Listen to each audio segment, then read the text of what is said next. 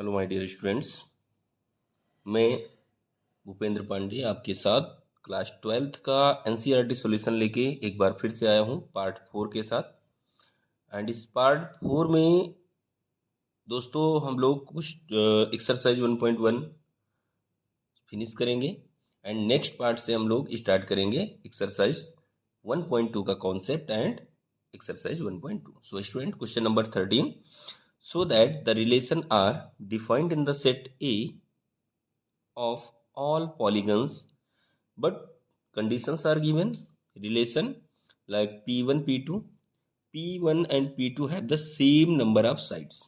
जो p1 and p2 में p1 and p2 किसका सैंपल है? पॉलीगन्स का है। 2 पॉलीगन्स है p1 p2, मतलब ऐसे ही आपके S1 हो गए, जनरल फॉर्म दिया गया है, उनके नंबर ऑफ साइड्स जो होंगे वो सेम होंगे, इज इक्विवेलेंस। तो इस पे वर्क करेंगे। सबसे पहले सेट जो है वो सेट्स ऑफ ऑल पॉलीगन्स है। रिलेशन ए टू ए है। रिलेशन जो गिवन है p1 p2, number of sides in p1 equal to number of sides in p2। Okay students, so अभी हम लोग स्टार्ट करते हैं सॉल्यूशन। तो for reflexive, first for reflexive, okay. So students, for reflexive, for any p belongs to A, this implies that number of p equal to number of p। Same, जब same ही है कोई भी polygon अपने ही साथ, तो नंबर ऑफ साइड सेम ही रखेगा। तो n ऑफ p इक्वल टू n ऑफ p। This implies that p comma p belongs to R। So relation is reflexive। Okay dear students, now the next part, symmetric, for symmetric, students। So students, for symmetric, if p1 comma p2 belongs to R, if p1 comma p2 belongs to R, so this implies that number of p1 equal to number of p2, number of sides in p1 equal to number of sides of p2। so this implies that अगर मैं इसका reverse order right करूं तो वो भी इसके लिए true होगा। That means number of p2 equal to number of sides in p1। तो देखिए, जब दोनों में ही साइड्स इक्वल है तो इसको ऐसे भी, इस ऑर्डर में भी ऑर्डर भी चेंज करके राइट करें तो सेम ट्रू होगा।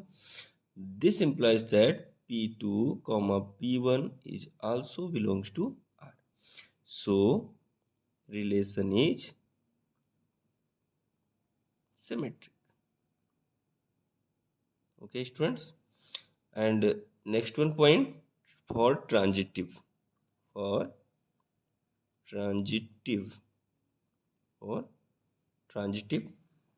so students, for transitive, if p1 comma p2 belongs to R and p2 comma p3 belongs to R, that means if p1 p2 and p2 p3 दोनों ही belong करता है R में, तो ये number of p1 equal to number of p2 होगा। Okay, simply आपका number of p2 equal to number of p3 भी होगा। तो जब हम लोग इन दोनों को चेक करते हैं, बोथ इक्वेशन को, तो यहाँ से मिलता है a number of p1 number of p2 के इक्वल है और number of p2 number of p3 का इक्वल है। That means this implies that number of p1 equal to number of p3। Okay, so p1 comma p3 also belongs to R। so function is so relation is transitive। okay students, hence given relation is reflexive as well as symmetric as well as transitive। so given relation is equivalence relation। okay students, so now question number 13 का first part हम लोगों का prove हुआ। And आगे है बेटा, what is the set of all elements in A related to right angles T with side 3, 4, 5। आपको यहाँ पर एक कंडीशन दी गई है 3, 4, 5 के लिए, ठीक है ना। तो इस पे हम लोग क्या करेंगे बेटा, इस पे हम लोग क्या करेंगे है? तो इस पर कुछ नहीं बेटा, सिंपली आपको एक राइट एंगल ट्रायंगल ड्रॉ कर लेना चाहिए, ठीक है। चलिए देखते हैं। एक मैं राइट एंगल ट्रायंगल ड्रॉ कर रहा हूँ यहाँ पे, ध्यान से देखना बेटा। इस पे आप ध्यान से देखो, इसकी साइड्स को मैंने कहा ये 4 है, ये 3 है, ये 5 है। तो number of p equal to इसमें क्या है, 3 ही तो है। इसमें भी तो जो नंबर ऑफ साइड्स होगा वो भी क्या होगा, 3 होगा। और क्वेश्चन में था what is the set of all elements in A related to the right angles triangle T with side. तो इसमें भी तो 3 साइड्स है। That means set of all elements in A, set of all elements in a related to triangle, this implies that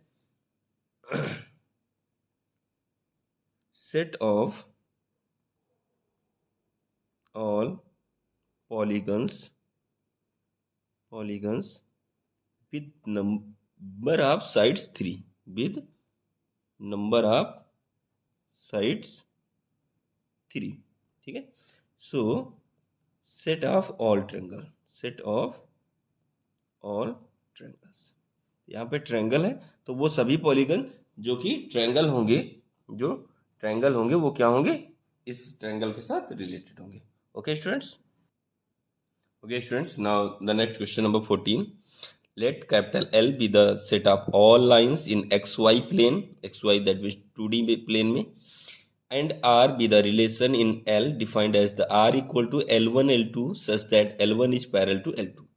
means इस relation में वही lines रहेंगे, जैसे कि ये एक लाइन है मान लो L1, ये अगर पैरेलल है L2 के तो वो ये इस रिलेशन का पार्ट होगा।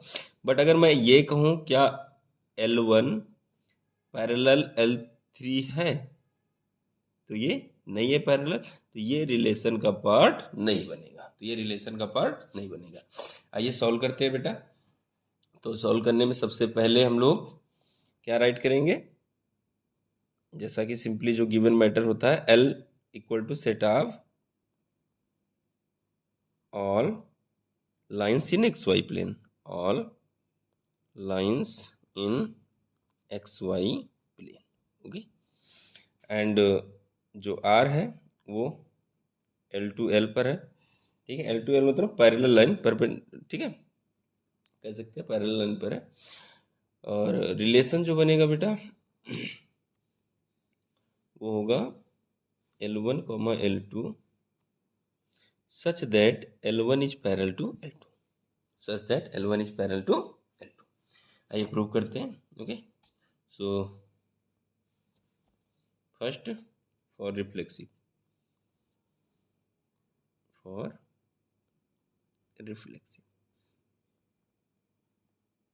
बेटा वीडियो को अधिक से अधिक शेयर करो, लाइक करो, ओके। मैं ऐसे ही वीडियो बनाता रहूँगा, अभी मैंने स्टार्ट किया है, अब धीरे धीरे मैं अपने वीडियो की क्वालिटी भी बढ़ाऊंगा, okay. For any line L as L is parallel to L, ठीक है। कोई भी एक लाइन L जो कि L के पैरेलल होगी वो बिलोंग करेगी किसमें, रिलेशन के। So L is parallel to L। देखिए खुद ही एक कोई एक लाइन जो होती है ना वो अपने आप के पैरेलल ही होती है। सो रिलेशन इज रिफ्लेक्सिव, पहला मैटर हो गया। Second for symmetric, okay. For symmetric बेटा, इफ L1, L2 बिलोंग कर रहा है R में, तो this implies that L1 is parallel to L2। भाई सिंपली आपको ये तो पता है कि अगर L1 L2 के पैरेलल है बेटा तो L2 भी तो पैरेलल होगा L1 के। उसको कैसे भी ऐसे वैसे करके, भाई ये लाइन जाए ऐसे पैरेलल बताओ या ऐसे पैरेलल बताओ, पैरेलल तो है। So this implies that L2, L1 also belongs to R, so R is symmetric, R is symmetric। Then next transitive. यहाँ पे क्या करेंगे, दो पॉइंट को लेट करते हैं और थर्ड को प्रूव करते हैं। सो यहाँ पे सबसे पहले late L1, L2 belongs to R and L2, L3 belongs to R। यहाँ पे ये बिलोंग करता है R में। सो इसका मतलब कि L1 पैरेलल है L2 के एंड भाई L2 जो है वो पैरेलल है L3 के। भाई कोई एक लाइन दूसरे के पैरेलल है और दूसरी तीसरे के पैरेलल है, तो यहाँ से क्या निकल के आता है कि ये जो पहली वाली है ये भी तीसरे के पैरेलल है। दैट मीन्स कि L1, L3 also belongs to R। So R is transitive.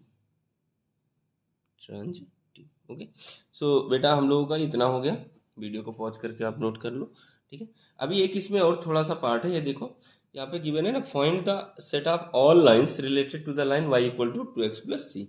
So students मान लीजिए कोई एक लाइन है, इसका इक्वेशन है y equal to 2x plus 4। तो इसके जो पैरेलल लाइंस होंगे, जो कि लिखना है यहाँ पे, set of all lines related to या parallel to y equal to 2x plus 4, वो कौन से होंगे भाई। इसकी ओनली पैरेलल लाइन हमको बतानी है, तो इसके जो पैरेलल लाइन होगी वो होगी y equal to 2x plus C. y equal to 2x plus C, देखिए कांस्टेंट टर्म, आपको कंडीशन तो पता ही होगा, क्लास 10th की कंडीशन तो पता ही होगी, a1 upon a2 equal to b1 upon b2 और does not equal to c1 upon c2। c1 upon c2 equal नहीं होता, ठीक है। तो ये 4c, इसीलिए यहाँ पे c कुछ भी रखते जाएंगे। ऐसे ही जितनी भी लाइन इस जनरल फॉर्म पर जितनी भी लाइन बनेगी वो सभी क्या होंगी, इस लाइन के पैरेलल होंगी, ठीक है। सो स्टूडेंट्स अभी आज के लिए इतना ही। अभी हम लोग क्या करने वाले हैं, नेक्स्ट वीडियो में फंक्शन के बारे में कॉन्सेप्ट क्लियर करेंगे, प्लस उससे रिलेटेड हम लोग क्वेश्चन करेंगे। बहुत ही शॉर्ट में हम लोग कॉन्सेप्ट क्लियर करेंगे, उसके बाद क्वेश्चन को सॉल्व करेंगे। Okay, thank you. And video को अधिक से अधिक अपने दोस्तों में भी शेयर करो और चैनल को सब्सक्राइब करो।